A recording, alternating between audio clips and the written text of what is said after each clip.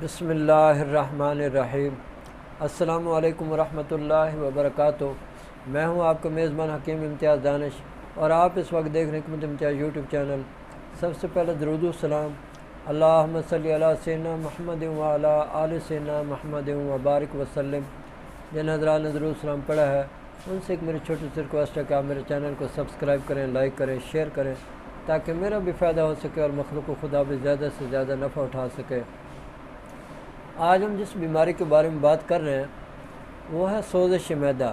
اچھا، یہ ایک ایسا مرض ہے جس میں تقریباً ہر بندہ مبتلا ہے۔ اس کی وجہ کچھ ایسی ہے کہ ہم غذائیں ایسی کھاتے ہیں جس سے ہمارے معدے میں سوزش ہو جاتی ہے۔ ٹھیک ہے، اگر آپ سوزش کا صحیح علاج نہیں کرتے تو یہی سوزش بڑھ کے پھر ورم میں تبدیل ہو جاتی ہے۔ ورم کا بھی صحیح علاج نہ ہو تو پھر جا کے یہ السر معدہ میں تبدیل ہو جاتی ہے، اور پھر اس کا علاج کرنا پھر تھوڑا سا مشکل ہو جاتا ہے۔ اس لیے سوزش معدہ کو ہلکا نہیں لینا چاہیے۔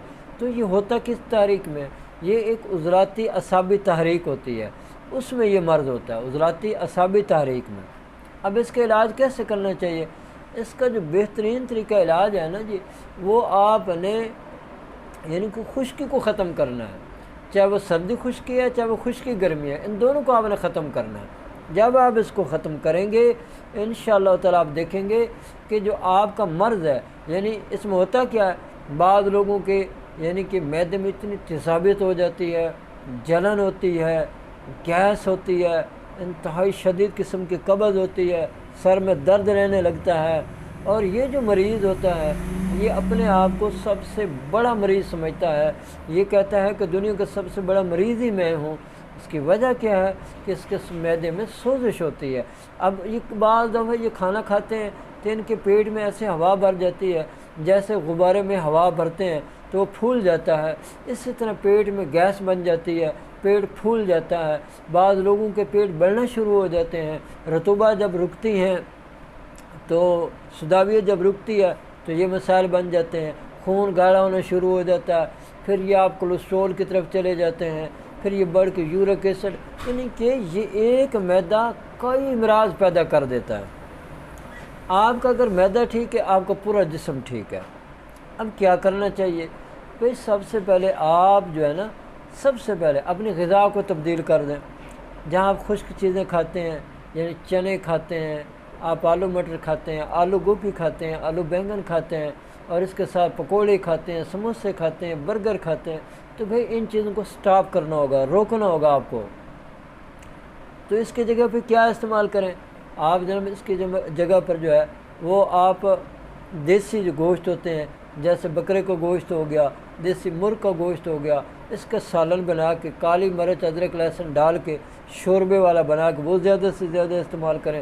کدو، ٹنڈا، شلجم، گاجر، مولی، اس کے سالن استعمال کریں۔ ٹھیک ہے جی، اور کبھی کبھار جو ہے جاؤ کا دلیہ استعمال کر لیا کریں۔ انشاءاللہ تعالی اس سے آپ کو بہت زیادہ فائدہ ہونے والا ہے، اور آپ کو نظر آئے گا فائدہ۔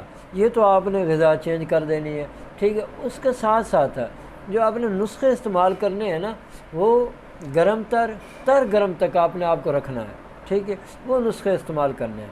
تو سب سے پہلے آپ نے جناب فائی ہاضم جو ہے اس کے 1000 ملی گرام کے کیپسول بھر کے آپ نے صبح و شام کھانے کے بعد ہمارا پانی استعمال کرنا ہے، ٹھیک ہے۔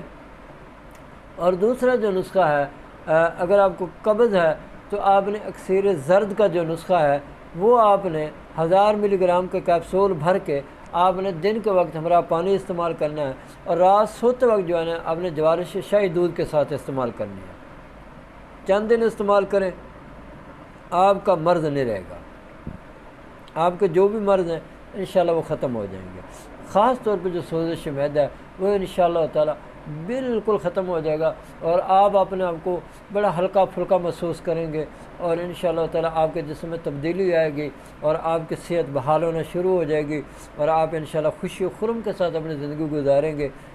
اور میری اللہ سے دعا ہے کہ اللہ تعالی مجھے اور آپ کو، پوری دنیا کے تمام مسلمانوں کو صحت والی، سلامتی والی، عافیت والی، برکتوں والی، کامیابیوں والی، خوشحالی والی، خوشیوں بھری، سعادتوں بھری زندگی نصیب کرے، اور ہم سب مسلمانوں کو قرض، مرض، رسوائی، تنگ دستی، محتاجی، غربت، افراد سے نجات عطا فرمائے، آمین۔ وآخر دعوانا الحمد للہ رب العالمین۔